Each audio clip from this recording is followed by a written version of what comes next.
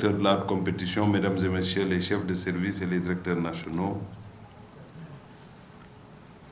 monsieur le président du 12e Gaïndé, notre cher jeune frère Issa Laye Diop, chers invités, chers membres de la presse sportive, chers membres de l'encadrement de l'équipe, chers représentants du Sénégal et joueurs de l'équipe nationale des malentendants, chers invités,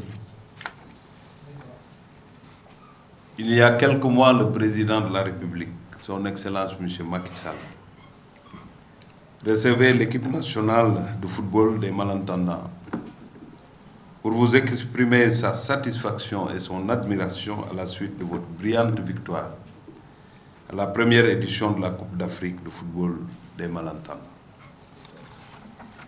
Fidèle à ses principes d'équité et d'inclusion sociale, il avait fêté et récompensé dignement vos hauts faits sportifs, car vous aviez honoré votre pays en le maintenant au sommet du sport continental et en lui offrant surtout une place de choix au banquet des meilleurs sportifs d'Afrique. Cette victoire inédite est à marquer d'une pierre toute blanche, car c'était une première participation et un premier sacre.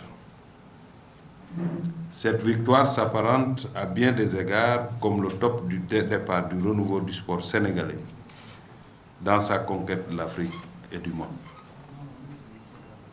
Elle a aussi qualifié notre équipe nationale à cette rencontre mondiale, la Coupe du Monde, des jours prévus du 1er au 15 mai 2022 à Katchak au Brésil. Vous y représenterez le continent africain avec les équipes nationales des malentendants de nos voisins comme le Mali, du Kenya et de l'Égypte. Et dans ce cadre, il me revient au nom du président de la République, conformément à l'usage, de vous remettre ce matin le drapeau national en guise de viatique et d'encouragement. Comme pour l'édition du championnat d'Afrique, je vous exhorte à faire preuve de courage, de combativité, d'encouragement, mais aussi de fair play. Une victoire n'est belle que lorsqu'elle est acquise de haute lutte, dans le respect des règles du jeu et l'admiration de vos adversaires. Votre participation à ces compétitions est aussi symbolique et significative, à plus d'un titre. Elle administre la preuve tangible, s'il en est encore besoin, que le sport est également, par-delà ses aspects éducatifs et intrinsèques, un puissant outil de transformation des individus et des groupes qui transcendent les catégorisations sociales et qu'il produit la même valeur et le même ressenti lorsque arrive le temps de l'excellence et des performances. L'occasion me semble appropriée pour préciser que l'équipe nationale de football des malentendants relève de la Fédération sénégalaise de handisport paralympique, que dirige avec foi et constance depuis plusieurs années déjà notre ami et frère, le président Santi Agne Sen, ou bien Santi Sen Agne. Monsieur le Président, je voudrais vous féliciter. Je vous ai suivi à travers mon transistor, la radio de l'autre côté du Sénégal. Vous étiez toujours dans un combat avec l'ensemble des fédérations pour relever les défis qui interpellent le monde sportif. Qui parle de sport au Sénégal, forcément pense au doyen Santi Agne. Votre engagement est sans équivoque. Vous êtes un combattant, vous êtes un sportif. Vous aimez votre pays et vous travaillez pour tenir cette fédération qui, sans votre engagement, n'aurait pas cette considération que le Sénégal a. Donc, la Fédération sénégalaise de handisport est le point d'ancrage et elle est la vitrine et le moteur, notamment dans le volet des compétitions internationales. Je voudrais le préciser encore une fois, l'équipe qui doit recevoir tout à l'heure le drapeau du Sénégal nous a fait rêver et nous a représenté dignement. Et lors de la rencontre que le chef de l'État avait bien voulu accorder à cette équipe et aux responsables du sport sénégalais, il disait: vous avez remporté le trophée continental. Et c'est à ce moment qu'il lançait un message à l'équipe nationale senior.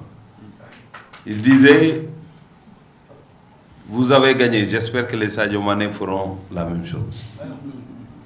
Et l'appel a été bien perçu, bien compris. Et que au Cameroun, l'équipe nationale n'a pas oublié ce sacre, n'a pas oublié votre victoire finale. Et ils se sont battus pour suivre vos pas. Et ils sont rentrés avec le trophée continental.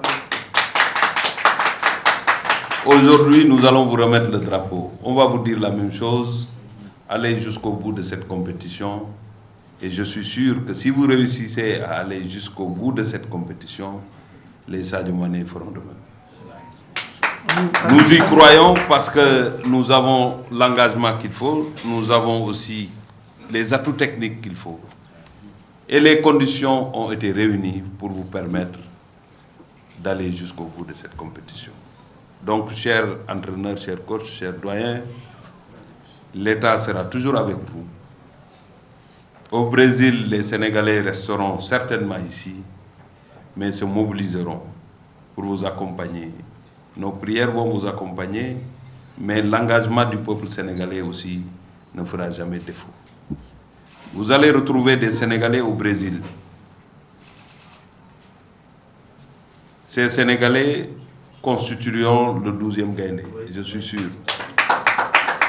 Parce que Issa Laye a déjà les contacts. Ce n'est pas la première fois que le Sénégal joue au Brésil.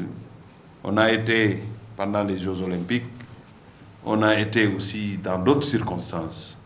Et ces Sénégalais joueront pleinement le rôle du 12e Gaïndé. Pour terminer, je renouvelle